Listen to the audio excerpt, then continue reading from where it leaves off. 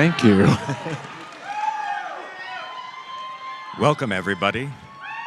Well, I wasn't expecting this. This is well, you should, because ironically, I was expecting this, but about 10%. oh no! This is Salt Lake City. We love you.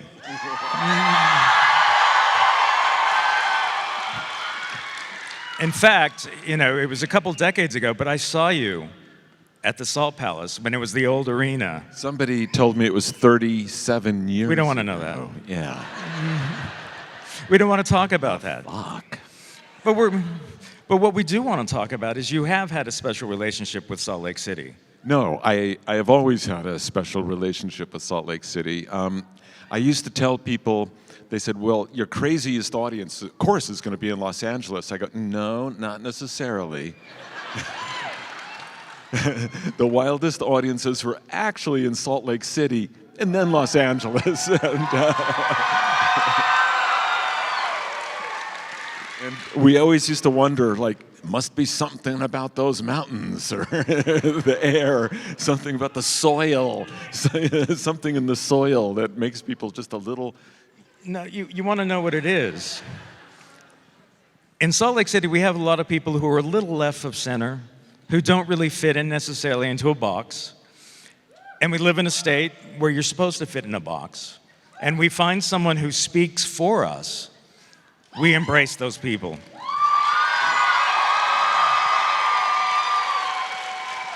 Well, I really appreciate it, and I was very excited to come back here. And by luck, we made it work out, because I was supposed to be in Australia this week.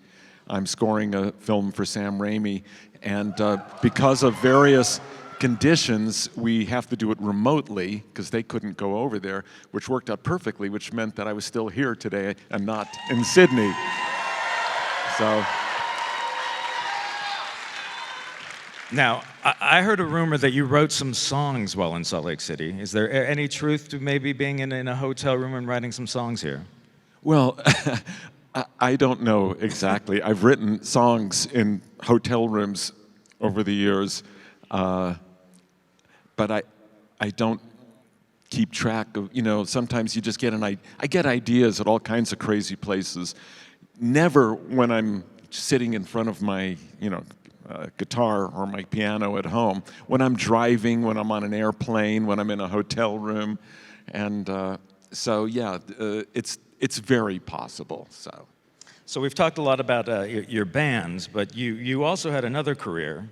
I've had several other careers. Yes. And they're all ganging up on me now at the same time. Well, do you want to try to explain what the Gong Show was to this audience? No, I'm just kidding. When I started out, I did street theater, and it was a group called the Mystic Knights of the Oingo Boingo. That's where the name came from.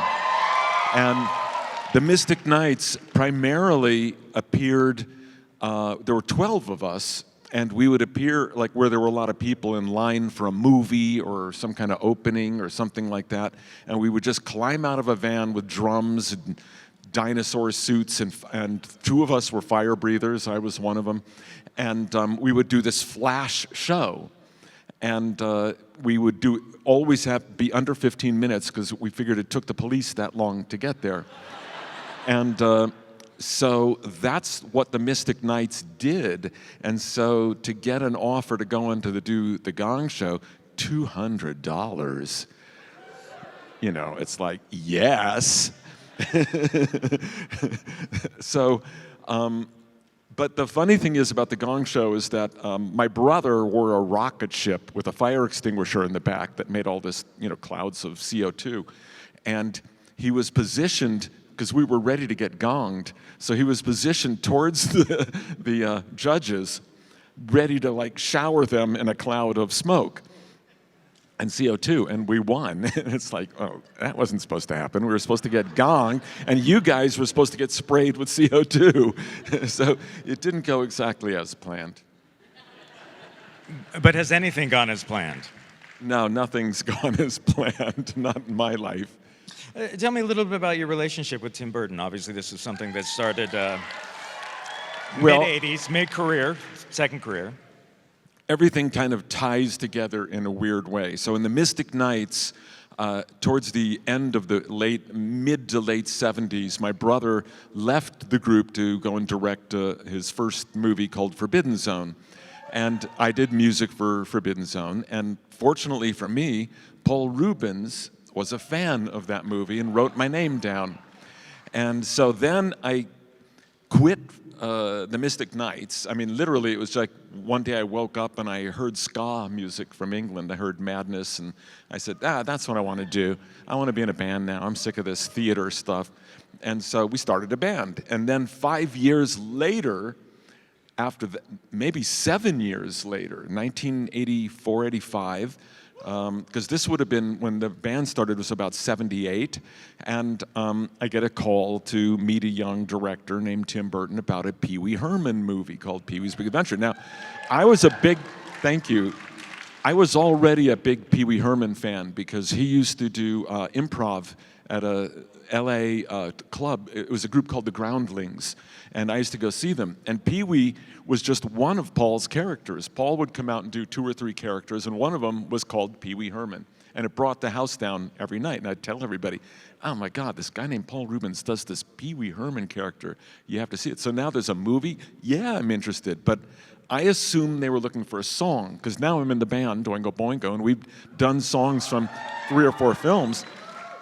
And so I just assumed. So I met with Tim, and it was like, no, I'm interested in you doing the score. And I'm like, what the fuck? I don't do that.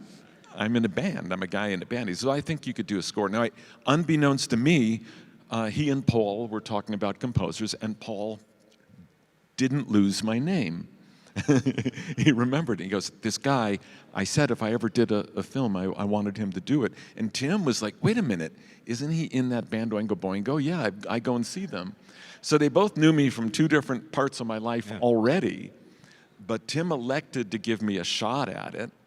And I went home and I had a little 4 or 8 track tape player, and I did a little demo. He showed me some stuff. And I wrote a little piece of music and made a cassette and sent it to him. And a week later, I got a call saying, you got the job. And it's like, seriously? And that little piece of music ended up being the main titles to Pee-wee's Big Adventure. And so 40 years later... You're scoring another Sam Raimi film. I'm scoring another, yeah. I've done, 18 films with Tim, and I guess 7 or 8 with Sam, and I just finished a film with Gus Van Sant, and I've done about 7 or 8 films with him. So it's funny, in 1 year, I've never had a year where I've done all 3 of them in the same year, because they're 3 people I love working with. But yeah, thank you, Sam, for not being able to go to Sydney and allowing me to be here tonight.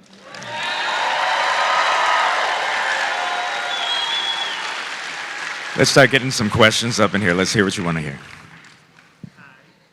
It's on. Okay. I just went to Dark Universe at Epic Universe last week. Really enjoyed it, especially when it was dark time and it was raining. Perfect environment. I just want to know, what's your favorite part?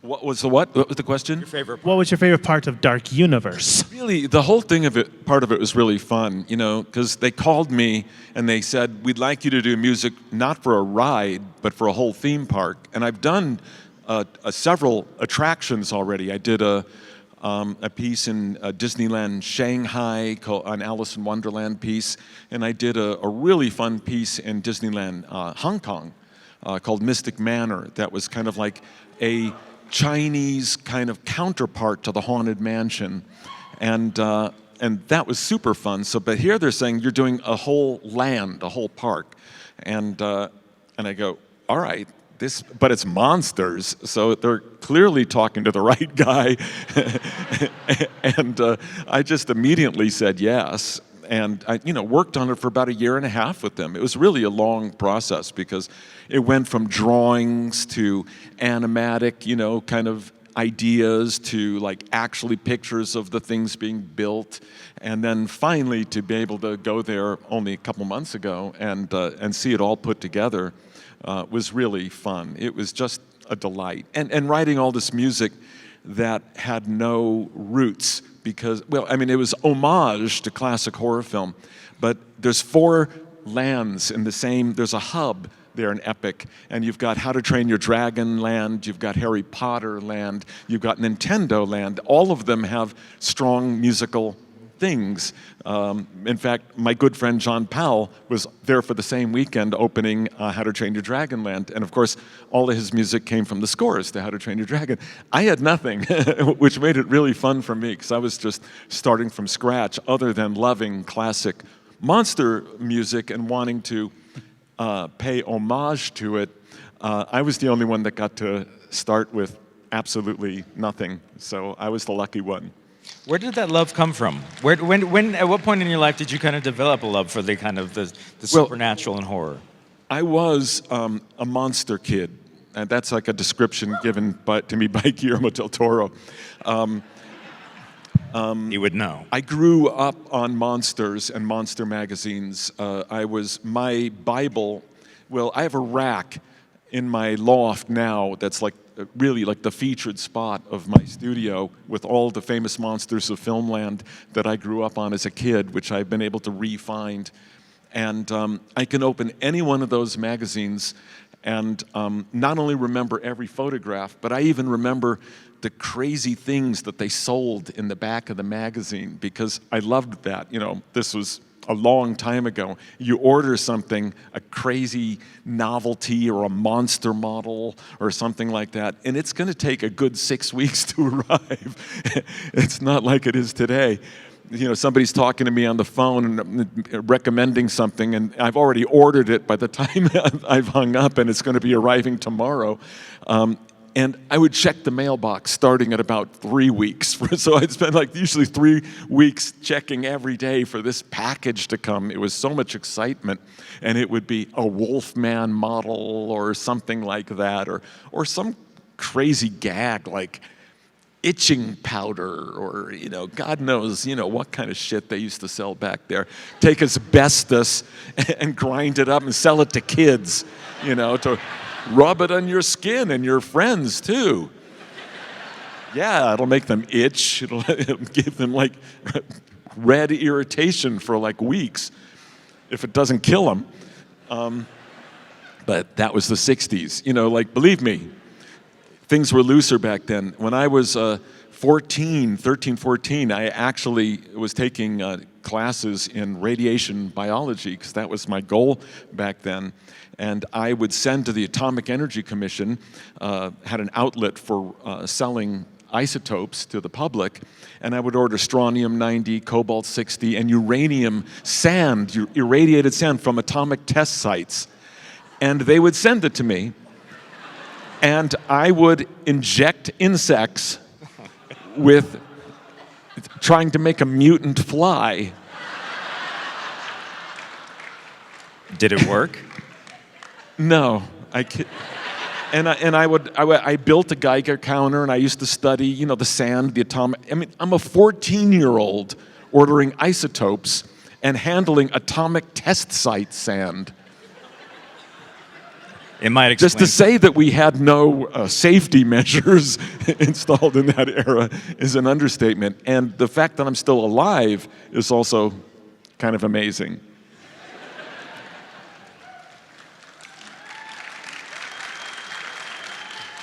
Go ahead.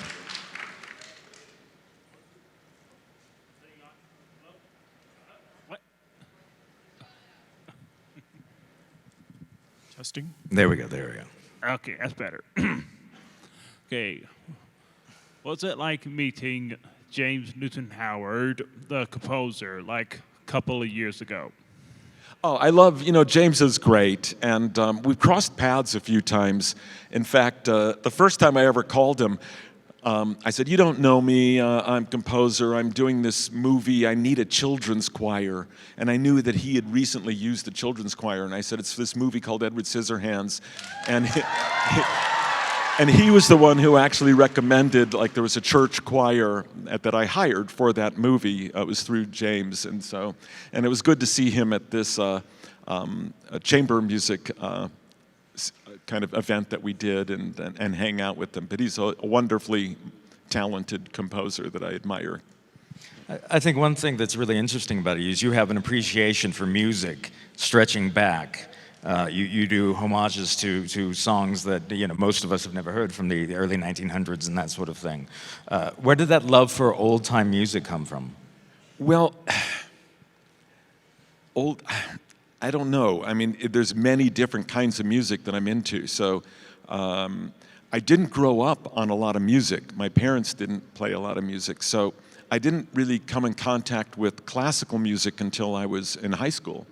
And it was new friends that I made, introduced me to Stravinsky and the Russian composers, and that changed my life. But then as a kid, I was already really into movies, so I was into movie scores. And if anything, I think from about the age of 12, I recognized Bernard Herrmann's name. He's a composer that did many films that I loved back in that era, and I kind of credit him with me being a composer now, because I knew when I saw his name on a film that it was going to be special, and if it had the name Bernard Herrmann and Ray Harryhausen on it, it was going to be my favorite movie of the year. So they were these crazy fantasy movies like Jason and the Argonauts, The Seventh Voyage of Sinbad, and these are the movies that I really, really loved, and they had these great scores, but it was specifically The Day the Earth Stood Still, the first time I noticed film music and became a fan of film music at that point. So by the time I got hired many years later, I was equivalent to a fan getting hired to practice something that they loved already. I've described it like this. If you're a basketball fan and you live in Los Angeles and grew up on Laker games, you'll know that Jack Nicholson was always right on the side, court side, they'd call it, seats. And so year after year after year, it's like they'd show like the playoffs for the Lakers, and there's a shot of Jack, and Jack would go, hi, and so it would be as if like somebody gets injured on the court and they throw the ball to Jack and say, come on, get in the game. So that was kind of what it was like, throwing me the ball to become a film composer. But it was a somewhat random thing, but I was a fan, and I did love film music, and so I drew on my love of old scores and classic scores as I tried to learn how to do it myself. And I certainly was a fan at that point of Russian composers and the melodic composers, and like more of my musical education came from film music than anything else. Like after Batman, I remember somebody asked me, did you grow up listening to a lot of Wagner? And I said, no, but I grew up listening to a lot of Max Steiner and Eric Korngold, and they listened to a lot of Wagner. So I got my Wagner secondhand through, the German-inspired composers, who started film music back in the 30s.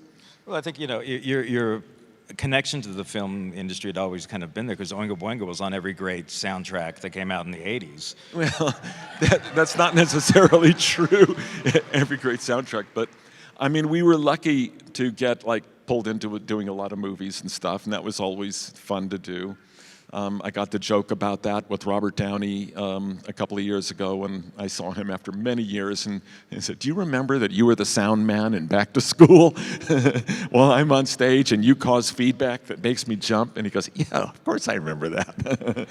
He probably didn't, but he said he did. Go ahead. Hi, my name's Sophie. First of all, thank you so much for all of the gifts over the years. You're welcome. So I was wondering, outside of Nightmare Before Christmas, because I know that one was like a huge undertaking for you, what has been your most difficult project to work on? Oh, that's easy. The most difficult project I ever worked on, and I think I've done about 110 films by now, somewhere around there. I lost count, but it's over 100. But it was Batman. And the reason why it was so difficult is nobody wanted me on the film except for Tim. And at that point, Tim had only just done Pee-wee and Beetlejuice, and he was a director on the rise, but he was not yet really famous enough to be able to call the shots. And the studio didn't want me on it, the producers didn't want me on it, nobody wanted me on it because it was only my 10th film, and all the other 9 films I'd done were all comedies. So I was the quirky comedy guy in Hollywood. I mean, after Pee-wee's Big Adventure, every quirky comedy made went to me. And it's like, all right, I'm the quirky comedy guy. Here's a guy who grew up on monster films, and I'm the quirky comedy guy. But I was fine with that. It's like it opened the door. But I understand why they were apprehensive about me, but I really had to prove myself. And then there was a point where suddenly they had the idea of me collaborating with Prince on a score. And I said, I love Prince's music, but I won't do that because unfortunately, I know what it means when a composer collaborates with a rock artist. The rock artist writes a bunch of tunes, and the composer turns it into film scores. And I knew that I would be nothing but a glorified orchestrator on that project. And I already knew what the music was. I'd already written the theme. And I said, no, I'm either doing this or I walk. And they basically said goodbye. And I had to leave the film for about a month. And that was a brutal time for me because, like I said, I'd only done 9 films, and I felt like I just walked away from my career, that I just stupidly did the dumbest thing I'd ever done in my life and walked away from the biggest opportunity for my first big blockbuster potential film ever. And I said, bye-bye. But I knew what it was. And a month later, I guess they listened to music that he'd written for the movie, and they called me and they said, can you come back on the film tomorrow? Now, I say this out of the greatest respect for Prince, because as a musician and an artist, I think he's one of like the 10 greatest of the century, you know, for rock and pop. And I can't express how much admiration I have for him. But he wasn't a film composer, and I was. And unfortunately, sometimes it just comes down to shit like that. You know, it's like you learn how to become a film composer and start doing that. And I would love to have collaborated with him on a project where it was more of a rock or contemporary bass score, and he was doing part and I was doing part. I would have killed for that. But this was an orchestral score. And I also knew what that had to be, and I knew that he wasn't going to do that. So it was the great conflict of my life on so many levels. I was conflicted about my love of Prince, my love of Tim Burton, my desire to have a career, all of those looking like they were crashing down like a building in an earthquake that's just becoming rubble. And then it all worked out. So it's easy to look back after 40 years and go, it doesn't get rougher than that. Well, I think, and if you listen to Bat Dance, it's a fine song, but it's not the right song for the film. Well, whether it is, it's a song. Yeah. It's a different thing. Look, I've done a million films that have songs that I go, okay, I get it. It's a song, and it's doing a different thing, and it may or may not be my favorite song, but it's what the filmmakers chose. And normally, it's like that's just a separate thing, and that's the way I want it. I'm doing the score. Whoever you bring in doing the songs, frequently, they don't even know what the songs are until the end. It's very rare that I even do a film where I know what the song that my music's going to be next to. One of the only times I've ever done that was Gus Van Zant's Good Will Hunting. Where Elliott Smith, he already knew he wanted these pieces of Elliott Smith, and I was able to listen to it, and I go, oh, this is so great. I get to actually hear my music is going to go into this piece of music, and I could try to make it graceful. And I got also the pleasure of sitting in a room with Elliott and just jamming on a guitar and coming up with ideas. So that kind of collaboration, I think I long for and wish there was more. But this wasn't that. I don't think we were ever even going to meet. I think it was simply like he would send me tunes and I would turn them into score. And for that, I just wasn't interested in. So going off of that, how did the Susie and the Banshees collaboration happen then for the Well, the that second was film? like, the idea of Tim is like a Susie fan. He goes, oh, wouldn't it be great if Susie did the end credits song? And I was like, yeah, I love Susie and the Banshees. And so he hooked us up. and suggested that they try to take part of the theme, and they were into it. So I was like, yeah, I love this. So, again, we never met, but I was just so happy to be working on a, more or less, I don't know if you really call it a true collaboration, but it was really fun.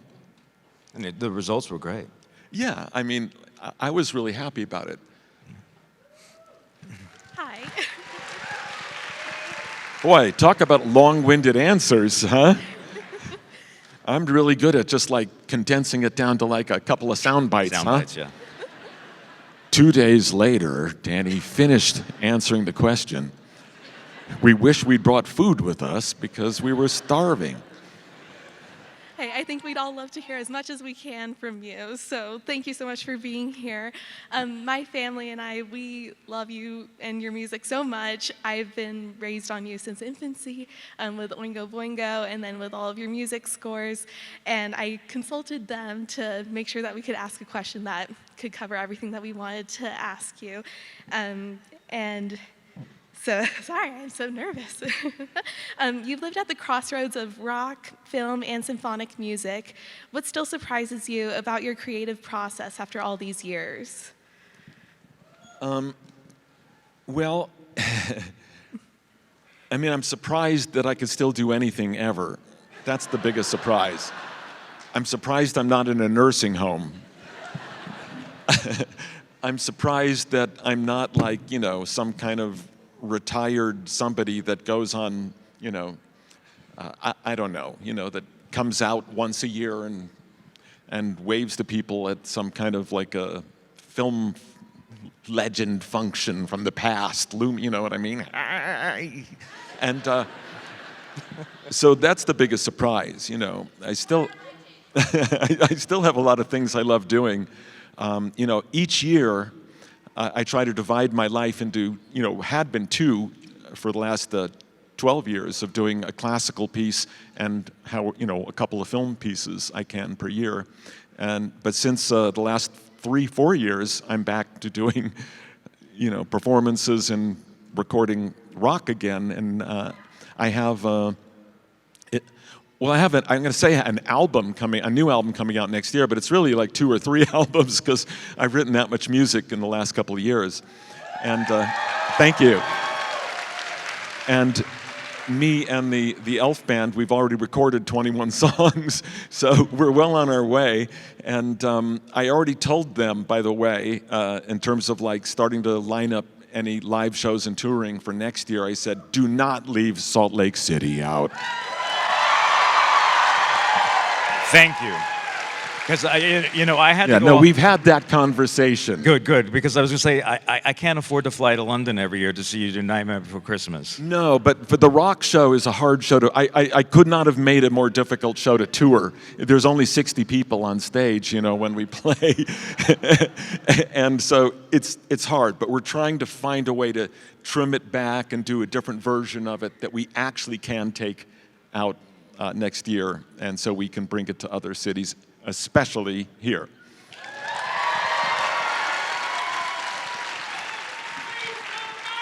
Oh, and then there's doing those other shows, Nightmare Before Christmas and Yes. and Elfman Burton show and that stuff. And yeah, between all of it, it keeps me busy. But the funniest thing is that in 2019, I decided that for first year of my film, for at that point 36 years, I was going to do no films because I had a lot of concerts. I had 2 classical pieces, commissions that were going to open at different times, a percussion concerto and a cello concerto that I'll be recording, by the way, in December finally, and a number of Burton Elfman shows and a number of Nightmare Before Christmas shows. And I said, I've got so many weird concerts spread out. I'm going to do a year of just that.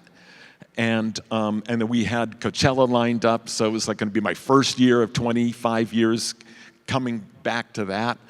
And of course, we all know what happened in 2019. It's like everything canceled. The world collapsed. And we prayed that Coachella would be spared because it was outdoors, but every other indoor concert had gone down. And then we got the word. We were actually in rehearsal and with this band that I just loved being with, and it's saying, Coachella just canceled. And so the year that I took off to do concerts was the year that there were no concerts in America.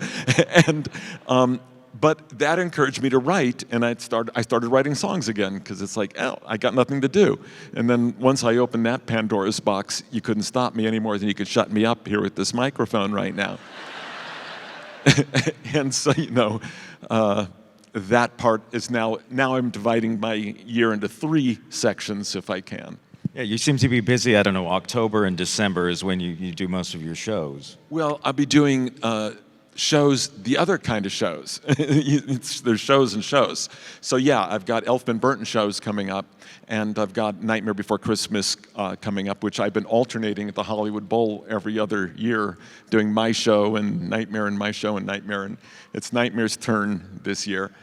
But it does get busy, and it's super ironic that when I was in Oingo Boingo that we used to play every Halloween. We was like a Halloween band, whatever. And then I finally, gave that up in 1995, and then I get into performing, a quarter of a century later, and I'm back to Halloween.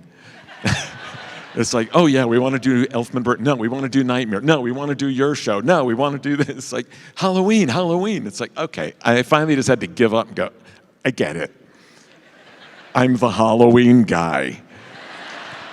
And thank I think God it's you because I look like a pumpkin. Something to do with that. But you wear the striped suit very well. Well, thank you. We like stripes. Oh, it's this arm, yeah.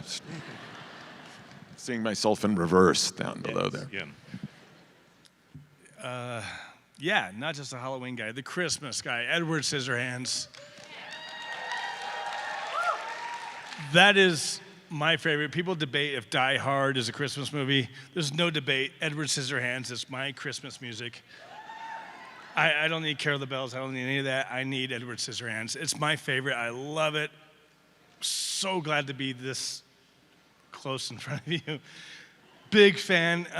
Could you tell me what your favorite score was, either to compose or to just be a part of, or just what you're most proud of? What is your favorite score? I don't really have a favorite score. I have different cues in different movies, different pieces that I'll be really proud of in particular. But it's, choosing a score, it's kind of like choosing children and going, this is my favorite child. And, but it is very ironic that I would write something that would become like known as Christmas music. And every year I get a couple of phone calls about like, yeah, this ad or that advertisement, they're doing Edward, it's Christmas time. If there's snow falling and they're playing at Celeste and they're doing Edward, they're gonna get sued because they ripped me off year after year after year. Now they're starting to go wise up and go, oh, we have to pay for this. But it's like Christmas. And it's really funny that I grew up very depressed at Christmas time. It was a very difficult time of the year for me. I was a little kid that, it's a long story, I won't get into it, but I was a little Jewish kid living in an area that didn't have other Jewish kids. And Christmas time for me was just alone. All of my friends were with their families, and I was alone. I had nothing to do. My family didn't really celebrate anything, and it was just this lonely time. And I just imagined my friends with their family singing hymns and songs around trees and going, I'm just sitting there watching reruns of I Love Lucy on television and not knowing what to do with myself and reading the same monster magazine for the 20th time. So for years afterwards, Christmas time always brought this dark cloud of depression with it. Halloween was always my night of the year, and Christmas, I would get really blue until I had kids. And then I learned through my own kids to love Christmas because I realized what a great holiday. So I got to have that experience many decades later with my own children now, enthusiastically and excitedly going to sleep, waiting to wake up at first dawn to see what's under the tree, and the love of that excitement and the whole thing.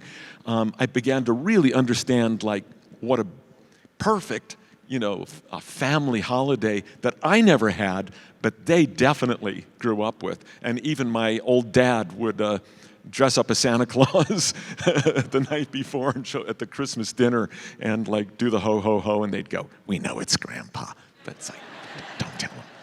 And so I did get to love Christmas, but it took me a long time.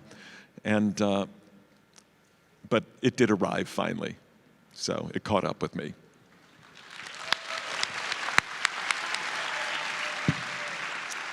Hello, my name is Brant, and so the opening title theme to Beetlejuice obviously is a polka, but I hear a train. I hear a train whistle. I hear there's a clackety-clack to the percussion in there, and I want to know, am I up in the night there? Is that intentional? Do you hear that? There seems to be a train undertone sound to the opening title to Beetlejuice. I mean, I could understand that. I wasn't thinking about a train, but that doesn't mean that subconsciously that wasn't part of my mechanism, because I often don't really know what's driving me. Somebody just asked me if another reference of a song was from something specific, and I thought about it. I said, God, it probably was, but I probably never thought about it. But the point being, it's like, no, there was not a conscious thing about a train. All I knew is that when I saw the beginning of Beetlejuice, the first suggestion from the producers and everybody was write some kind of flying music, something really that felt like it was soaring, soaring, soaring. And my instincts were just the opposite. I said, no, no, no, no. It's like, yes, I understand that we're flying over this miniature city, but Beetlejuice doesn't come on screen for about 40 minutes. And to me, the job of the main titles is to give the audience a sense of what's coming. And it's a lesson I learned a long time ago from other films. Film can give you, with their main title sequence, a sense of enthusiasm about what to expect. And I said, in Beetlejuice in particular, that's really critical. So what I was intending to do in Beetlejuice was to say, in those first couple of minutes, regardless of how smooth the shot was that we're seeing, to give you a sense of this is coming. Be patient, he's coming, and it's going to be like this. And so that was what I was after when I wrote the titles for Beetlejuice. Yeah, unfortunately, we are out of time. All right, one more. My name is Zane, and I was just wondering, what is your favorite character to play? To play? Yeah. Jack or Well, Corpse Bride? I mean, singing the songs for Jack Skellington was probably one of my favorite things of being another character. And, of course, that brings on a story. I'd written the 10 songs for Nightmare Before Christmas with Tim, and there was no script even at that point. He just had an outline, and he had all these great illustrations, which was incredibly helpful. But we went in the studio together to record demos of all the 10 songs, because we had to deliver these to the animator and director, Henry Selick, up in Northern California. So we went in the studio, and that one night, I recorded every voice to every song except for Sally. Obviously, I had to bring in somebody to sing Sally's song, but I did all of Jack's singing. And at the end of that session, I realized no one else is going to sing this part and take it from me. They could try, but terrible things will happen to them, because we'd never talked about what was going to happen. And I said, well, they'll hire some more famous singer than me, and then be walking down the street and a piano will fall out of a 10th floor window and smash him. And then they'll hire another singer, and some other random weird thing's going to happen. And eventually, after 2 or 3 or 4 of these singers meet these disastrous deaths, they'll go, Danny, can you do it? And I'll go, well, I guess so. But at the end of that session, I was like, so Tim, about Jack, Tim, and he goes, don't worry, you got it. Everybody, please give a huge round of applause for Danny Elfman. Thank you very much.